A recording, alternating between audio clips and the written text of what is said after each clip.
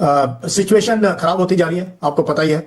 और तकरीबन 27 दिन के बाद ऑल पार्टी मीटिंग हुई, जो कि पहले हफ्ते में होनी चाहिए थी, क्योंकि क्राइसिस देश के आगे बहुत जबरदस्त है कि एलपीजी की है और फ्यूल की है, फर्टिलाइजर्स की है, हमारी बहुत सी इंडस्ट्री जो बंद हो रही हैं, हमारी लेबर की प्रॉब्लम्स, हमारा सबसे ज्यादा चोट हमारे देश को पड़ी है। तो शायद ये 15-20 दिन पहले मीटिंग होती तो अच्छा था। अब आते हैं पाकिस्तान के मीडिएशन पे। एक्चुअली हमें ज्यादा ये चीज परेशान कर रही है कि पाकिस्तान क्यों मीडिएट कर रहा है। देखो, पाकिस्तान कर रहा है, उसके पीछे कई रीजन है। एक तो वो कॉन्टिगुअस है, ईरान के साथ बाउंड्री है उसकी, रिसेंटली उसने सऊदी अरेबिया के साथ डील करी है, और मानो या ना मानो अभी उस रीजन के अंदर वो एक मिलिट्री और स्ट्रेटेजिक पावर के रूप में उभर चुका है। तो हमें उसके बजाय हमें जोर देना चाहिए कि भारत के ऊपर क्या असर है। हमारे ऊपर ये तेल का जो है, कभी रशिया से ले लो, अब बंद कर दो, टैरिफ लगा दिए। ईरान से हमारे को इतने साल से बना कि आप कहते हैं ईरान से भी ले लो। मतलब हमारी जो स्ट्रेटेजिक ऑटोनॉमी है, हमारी जो पोजीशन है, और जिस प्रकार से हमने इस लड़ाई को देखा, हमने एंटिसिपेट नहीं कर पाए। और जैसे ये इवेंट प्राइम मिनिस्टर के इजराइल दौरे से लेके, और जैसे जैसे इवेंट जो है ये चलती गई आगे, मुझे लगा कि हम एंटिसिपेट नहीं कर पाए, और हम हमेशा रिएक्टिव मोड में थे। तो इसलिए शायद दलाल वर्ड गलत है, ब्रोकर वर्ड। इंटरनेशनल रिलेशंस में ये ब्रोकरेज नहीं है, ये एक स्टेट की यूजफुलनेस को दिखाता है, और जो लड़ रहे हैं कंट्रीज, उनको किसके ऊपर भरोसा है वो दिखाता है। तो मीडिएशन कंट्रीज वही कर सकती है जिनको कि कोई सुनेगा। सो आई थिंक ब्रोकर और दलाल वर्ड की बजाय we should ignore that, we should see कि हमारे ऊपर क्या इंपैक्ट है और हम कैसे अपने देश की समस्याओं को हल करें। फोकस वो होना चाहिए ऑल पार्टी। जनरल मोर, यही तो एग्जैक्टली सरकार का यही कहना है जनरल मोर, कि हम तो अपने इंटरेस्ट देखेंगे, हम अपने प्रॉब्लम्स को देखेंगे, हमें किसी के बीच मीडिएशन करने में कोई इंटरेस्ट नहीं है। जिनको करना है वो करें, जिनको ब्रोकर बनना है वो बने। यही जयशंकर जी कहना चाह रहे हैं। भारत सरकार का इंटरेस्ट अपने लोगों का, अपने देश का इंटरेस्ट बचाने में है। नहीं, वो ठीक है, लेकिन डिप्लोमेसी में ऐसे शब्द कम इस्तेमाल होते हैं। और दूसरा, हमें क्लियरली हो जाना चाहिए, क्योंकि हमने सबने कंडेम किया। स्पेन के प्राइम मिनिस्टर ने तो फिर से कंडेम किया, और वर्ल्ड के लीडर्स कंडेम कर चुके हैं। सऊदी अरेबिया ने, पाकिस्तान ने, बांग्लादेश ने, सबने कंडेम किया Israel US attack on Iran. Unequivocally सब देशों ने कंडेम किया, हमने नहीं किया। हम क्यों नहीं कंडेम कर रहे हैं मुझे समझा। पार्लियामेंट में एक रेजोल्यूशन तो ला ही सकते थे। क्यों कंडेम करेंगे? फादरलैंड को कंडेम करेंगे, जैसे रिसेंटली नरेंद्र मोदी बाप बनाकर आया, और ये मेजर जनरल यश मौर्य है। पाकिस्तान के साथ जो बॉर्डर लगता है, जिसे वेस्टर्न कमांड कहा जाता है, उसे ये लीड कर चुका है, हेड कर चुका है। साथ ही साथ जो लद्दाख वाला जितना भी मुश्किल टेरेन है, यानी चीन के साथ जो जंग हो रही है जिस एरिया में, उस सब को भी इस बंदे ने हेड किया है। उसका कमांडिंग ऑफिसर रह चुका है, कई किताबों का ऑथर है। दुनिया जो है वो जनरल बख्शी जैसे चवल को नहीं सुनती, इस जैसे बंदे को सुनती है। और ये क्या कुछ कह रहा है कि इस वक्त पाकिस्तान मिलिटरीली भी और डिप्लोमेटिकली भी एक ग्लोबल पावर बनता जा रहा है। जब से श्री मोदी जी ने पाकिस्तान के खिलाफ ऑपरेशन सिंदूर किया, दुनिया को पता लग गया है कि असल ताकत कौन है, कौन आगे से चपेड़े रख रख कर मारता है। मैंने आपको पहले भी कई वीडियोस में बताया कि दुनिया ताकत की जुबान सुनती है। ईरान अगर लेट जाता बमबारी के बाद, तो क्या ईरान की जो ग्लोबल इमेज था जो इस वक्त है, क्या होता? बिल्कुल भी नहीं। ईरान ने पलटवार किया, और अपनी पूरी की पूरी लीडरशिप को खत्म करवाने के बावजूद उसने सर झुकाने से इनकार किया। बदमाशी का जवाब बदमाशी से दिया। तो आज आप देख लें, दुनिया भर के बड़े बड़े मुल्क कह रहे हैं कि नेगोशिएशन करो, मीडिएशन करो, फैसिलिटेशन करो। क्यों कर रहे हैं? क्योंकि ईरान ने भी आगे से आंखें दिखाई हैं, और पाकिस्तान ने भी भारत को आंखें नहीं दिखाई थी, भारत की आंखें निकाली थी। यही वजह है कि इस वक्त भारत में बैठा हुआ सेंसिबल तजीज़ा निगार हो, या फिर दुनिया भर की जितने भी डिप्लोमेटिक पावर्स हैं, वो सब पाकिस्तान के किरदार को ऊंचा देख रही हैं।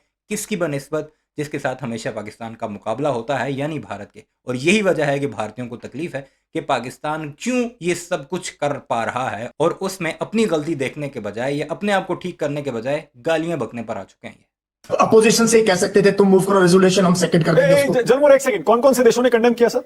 जर्मनी ने कंडेम किया, स्पेन ने कंडेम किया, पाकिस्तान ने कंडेम किया, सऊदी अरेबिया ने कंडेम किया, सभी देशों ने। जनरल एक सेकंड, सऊदी अरेबिया तो करेगा ना सर? नहीं, बट ये देखो, आप कौन सा देश है जो नहीं करेगा इसको कंडेम? रशिया ने किया, चाइना ने किया, because it was a blatant use of military power, जिसका कोई मतलब नहीं था। 27 तक बातचीत चल रही, 28 को अटैक कर दो।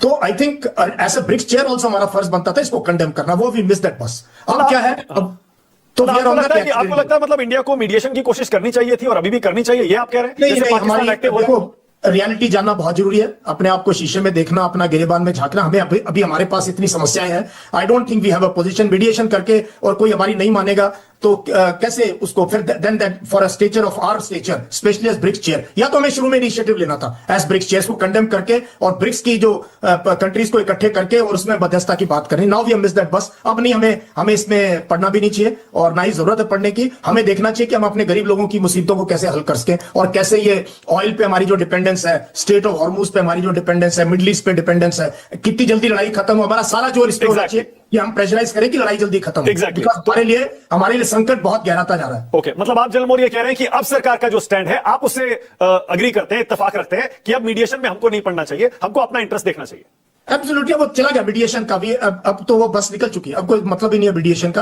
अब जो इजिप्ट है इसमें, टर्की बहुत इन्वॉल्व है, पाकिस्तान इन्वॉल्व है, सऊदी अरेबिया का बहुत जबरदस्त इन्वॉल्वमेंट है और कहीं ना कहीं से प्रेशर है। मुझे लगता है रशिया का बहुत प्रेशर होगा और ट्रंप और पुतिन की भी शायद बातचीत हुई है। चाइना भी बैकडोर डिप्लोमेसी में काफी तेज है, क्योंकि सऊदी अरेबिया और ईरान की 10-15 साल से बातचीत नहीं थी, एम्बेसडर भी एक्सचेंज नहीं थी। उनकी मीटिंग बीजिंग में हुई, ब्रोकर बीजिंग था, बीजिंग में जाके इन्होंने हाथ मिलाया, इन्होंने अपने एम्बेसडर चेंज। तो कहीं ना कहीं मुझे लगता है इसमें silently behind this thing Beijing will be very very active in this area. Exactly. मतलब हर देश की एक पॉलिसी होती है। जनरल मोर, आपको लगता है इंडिया की ये पॉलिसी होनी चाहिए कि हम एक विश्व गुरु बनने की बात करते हैं तो भी बड़े बड़े अंतरराष्ट्रीय संकट जब आते हैं तो हम एक्टिव रोल निभाएं, प्रोएक्टिव हो जाएं, मीडिएशन करने की कोशिश करें, या फिर जैसे अब हम कर रहे हैं कि हम अपने इंटरेस्ट देखें? सरकार कह रही है हम तो अपने इंटरेस्ट देखते हैं, भैया हमें कोई दिलचस्पी नहीं है। इतना ज्यादा जलील होने के बावजूद अभी भी विश्व गुरु वाला कीड़ा नहीं गया इनका कि अब विश्व गुरु हम अपने आप को समझते हैं तो हमें मीडिएशन करनी चाहिए या भाग जाना चाहिए। ये हालात हैं इनके। किसी के बीच पड़ने की या किसी का सीज फायर करवाने में नहीं, सीज फायर तो हम करा नहीं सकते, लेकिन हम कंडेम कर सकते थे। हम आयतोल्ला खमैनी के असैसिनेशन को कंडेम कर सकते थे।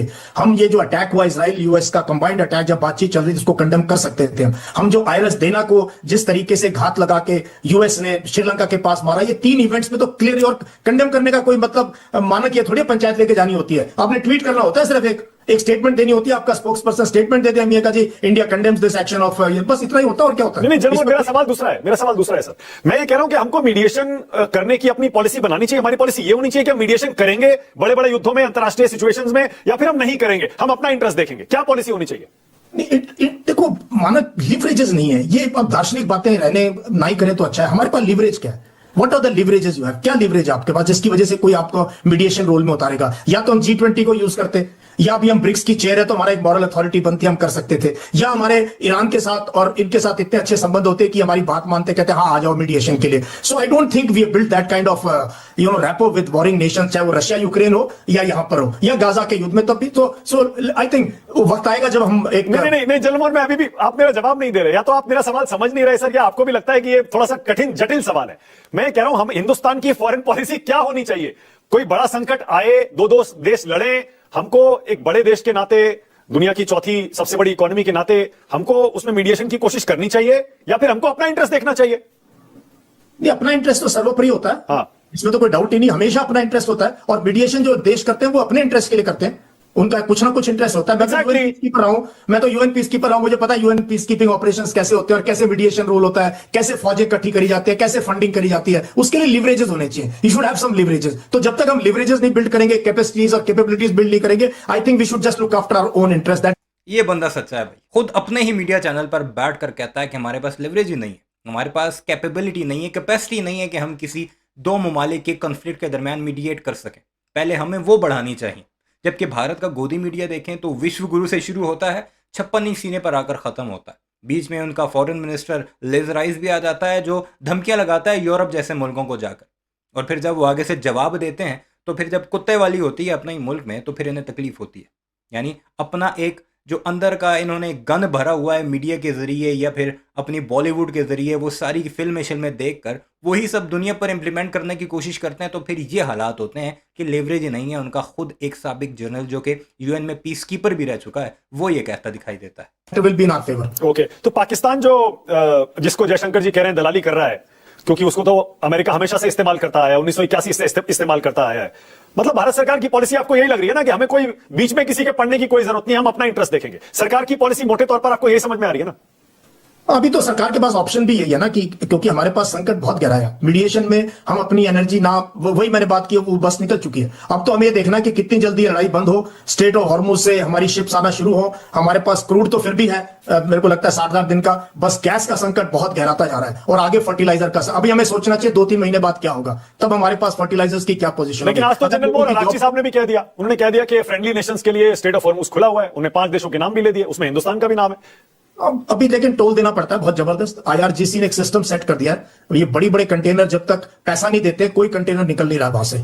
सो एक सिस्टम सेट हो गया, अब ये चलेगा, चाहे अमेरिका जो मर्जी लड़ाई का दौर निकले आगे, but the system of collecting toll at state of Hormuz. अब आईआरजीसी काफी पैसे ईरान कमा रहा है इस चीज से, और एंड व्हाई नॉट। ओके, एक सवाल और जनरल मोर, आपने अभी कहा ना कि वो आइरिस डेना को अमेरिका ने मार गिराया और हमने उसको कंडेम नहीं किया। विदेश मंत्री जयशंकर ने इस बैठक में बताया कि हमने आइरिस लवन को कोच्चि पोर्ट पर हमने शरण दी और हमने डेना को भी बोला था भैया मत जाओ, यहीं पे आकर रुक जाओ, वहां पर रास्ते में मारे जाओगे। उन्होंने नहीं सुनी, इंटरनेशनल वाटर्स में चले गए और मारे गए। क्या आप इस सफाई से संतुष्ट हैं? देखो, ही नोज बेस्ट। हम ना एमईए में है ना हम किसी ऑफिशियल में। When minister of external affairs says we have to believe that, इसमें कोई डाउट ही नहीं है। लेकिन जो एक्शन था यूएस का, the biggest navy in the world, this was a very coward action. ये बिल्कुल डरपोक टाइप का एक्शन था। आपने, वो सैनिक आए हुए थे यहाँ परेड के लिए और आपने उनको बिना किसी वार्निंग के, और even on high seas when you sink a ship you are supposed to rescue the soldiers, इन्होंने एक दिन तो डिले किया। तो I think we should condemn the action, we should have condemned the action. हाँ, उन्होंने नहीं माना, ये बात जरूर माननी चाहिए। अगर एक्सटर्नल अफेयर्स मिनिस्टर कह रहे हैं हमारे पास, तो we should believe the government of the day, why not.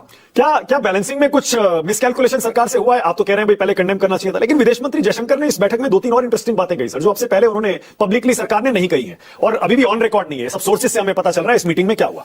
Jaishankar जी कह रहे हैं भैया इजराइल जो है वो हमारा सबसे ट्रस्टेड डिफेंस और टेक्नोलॉजी का सोर्स है, पार्टनर है।